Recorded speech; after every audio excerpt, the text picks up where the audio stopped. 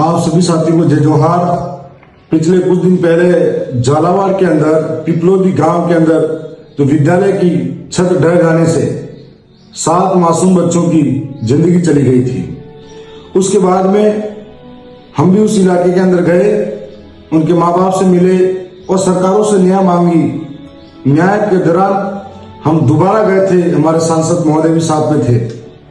हमारी मांग थी 1 करोड़ रुपया आर्थिक मुआवजा और घायलों को 50 लाख रुपए, मृतक परिवारों को 10 बीघा जमीन।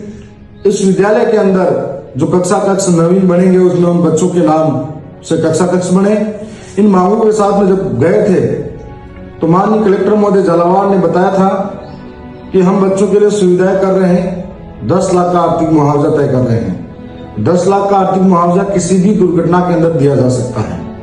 ये एक भद्दी मजाक थी उन मृतकों के लिए, क्योंकि उससे पूर्व में ऐसी कई घटना हुई जो नहीं होनी चाहिए, लेकिन घटना अगर हो जाती है तो उसमें उस व्यक्ति को नहीं लौटा सकते, उनकी जिंदगी को नहीं लौटा सकते, लेकिन हम लोग उनके परिवार का दुख कम करने की कोशिश कर सकते हैं। जिस प्रकार से उदयपुर के अंदर भी घटना घटी थी तो 1 करोड़ रुपए का आर्थिक मुआवजा मिला था। हवाई जहाज में कोई चला गया तो उसको भी आर्थिक मुआवजा 1 करोड़ मिला था।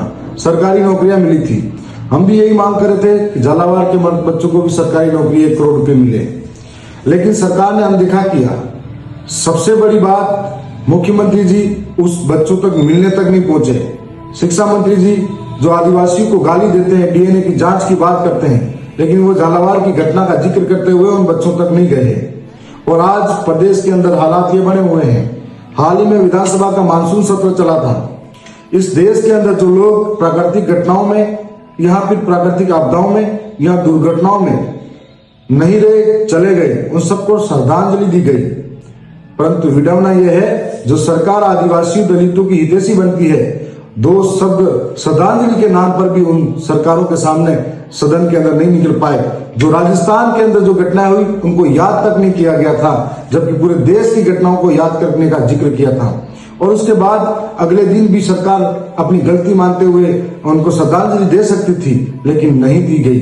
आज वहां के बच्चा न्याय मांग रहा है, वहां का गांव के लोग न्याय मांग रहे हैं। ये घटना सिर्फ झालावाड़ की नहीं, कल किसी भी इलाके के अंदर कहीं पर भी होगी तो ये सरकारें मौन रहेगी। आखिर कौन लड़ेगा, आखिर कौन आगे आएगा?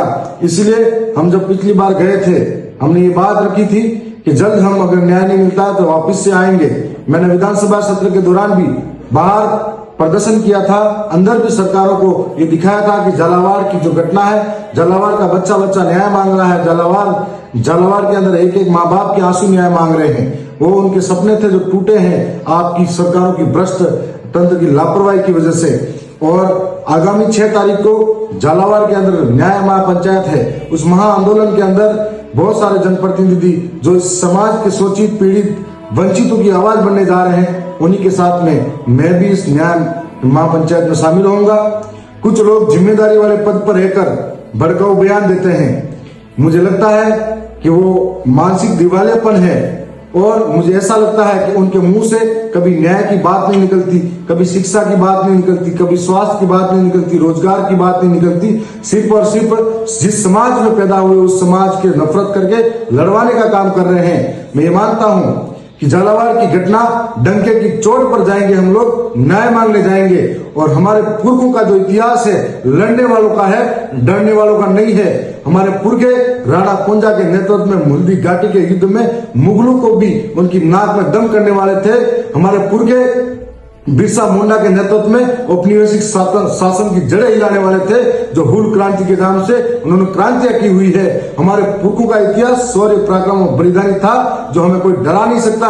और इस तरीके के जो अधूरे जवाब दे रहे हैं, भिड़ाने का काम कर रहे हैं, समय आने पर उनको भी सबक सिखाया जाएगा। आने वाले समय में मैं यही कहता हूं कि न्याय महापंचायत में अधिक से अधिक शामिल हुए। हम लोग तानाशाही सरकार के दबाव में आकर न्याय के लिए पीछे हटने वालों में से नहीं है। हम लड़ेंगे, और आखिरी लड़ाई जब तक लड़ेंगे जब तक न्याय नहीं मिल जाता। सड़क से लड़ेंगे, सदन तक लड़ेंगे। और मैं पुनः उन जो मासूम बच्चे थे उनको मेरी मां प्रकृति से नमन करता हूं, और आगामी 6 तारीख को झालावाड़ में उपस्थित रहूंगा। जोहार।